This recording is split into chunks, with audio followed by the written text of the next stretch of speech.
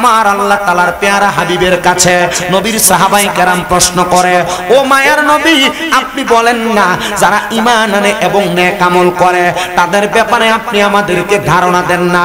আমার নবী বলে, একজন ব্যক্তি ঈমান আনবে 7টা বিষয়ের উপরে, জবান বন্ধ নাই, জোরে জোরে বলেন, একজন ব্যক্তি ঈমান আনবে কয় বিষয়ের উপরে? 7 বিষয়ের উপর ঈমান আনবে।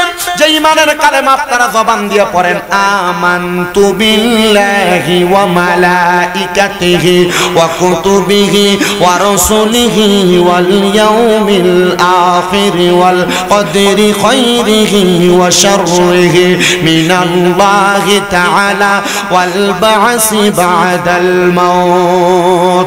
এক নাম্বার, আপনাকে আল্লাহর প্রতি ঈমান আনতে হবে। আল্লাহ এক, আল্লাহ ছাড়া কোনো মাবুদ নাই, আল্লাহ ছাড়া কারোর ইবাদত চলবে না। সত্য কথা আল্লাহ, তাওহীদের ব্যাপারে আল্লাহ, অন্য